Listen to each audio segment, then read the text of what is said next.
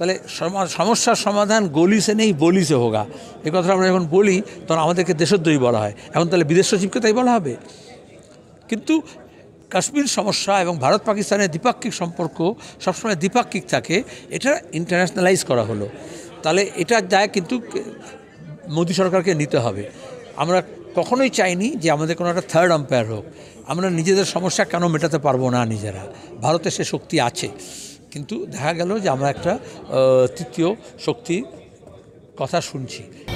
আমরা মনে করি পহেলগাঁওর যে ঘটনা ঘটেছে সেই ঘটনার যে যোগ্য জবাব দেওয়া উচিত ছিল, ভারতীয় আর্মিরা পাকিস্তানের ভিতরে ঢুকে যোগ্য জবাব দিয়েছে।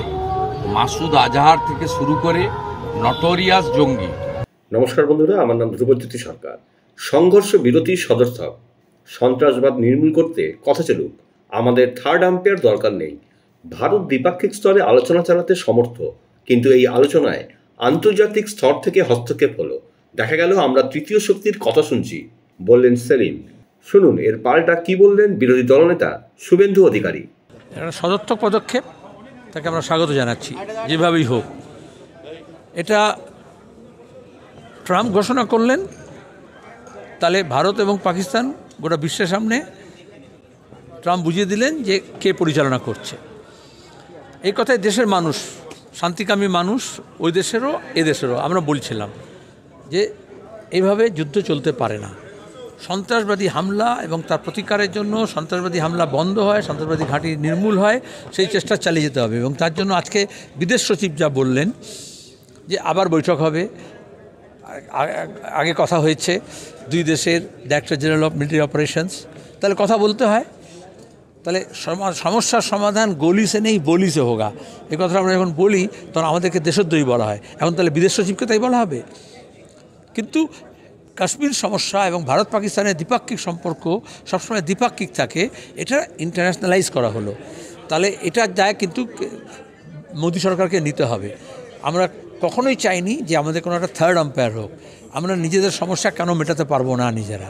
ভারতে সে শক্তি আছে, কিন্তু দেখা গেল যে আমরা একটা তৃতীয় শক্তির কথা শুনছি।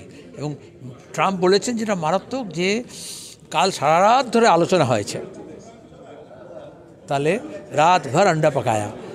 এবং দুই দেশের মধ্যে কথাবার্তা হওয়ার আগে ওখানকার যিনি সেক্রেটারি অফ স্টেট তিনি বলেছেন যে বিদেশ সচিবের সঙ্গে কথা বলেছেন, ওদের আর্মি চিফের সঙ্গে কথা বলেছেন, তারপরে দুই দেশের ডিজিএমও কথা বলেছে। কিন্তু 12 তারিখে আবার আলোচনা আছে। এটা ভালো হলো, দীর্ঘদিন ধরে ভারত এবং পাকিস্তান কোনো আলোচনা করছিল না।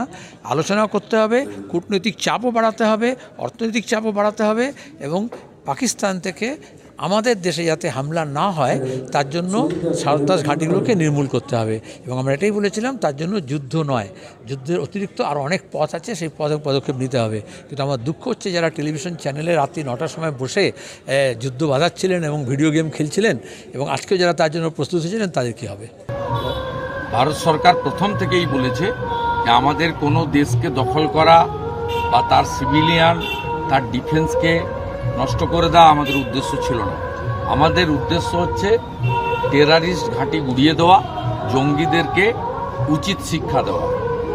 সেই কাজটা আমাদের আর্মি করেছে অপারেশন সিন্দুরের মধ্য দিয়ে। এবং আমরা ভারতবাসী হিসেবে ভারতীয় সৈনিকদের জন্য, দেশের সরকারের জন্য গর্বিত। এবং আপনি যে কথাটা বলছেন তার আগে আজকে দুপুরবেলা আমাদের পররাষ্ট্রমন্ত্রী জয়শঙ্করজিও বলেছেন যে এর পরে আর একটাও যদি জঙ্গি হামলা হয় দেশের অভ্যন্তরে, সেটাকে যুদ্ধ হিসেবেই গণ্য করা হবে। বন্ধুরা, ভিডিওটি ভালো লাগলে দয়া করে লাইক শেয়ার করে দেবেন, আমাদের পেজটা ফলো করে নেবেন, আর আপনার মতামত কমেন্ট করে অবশ্যই জানান। ধন্যবাদ।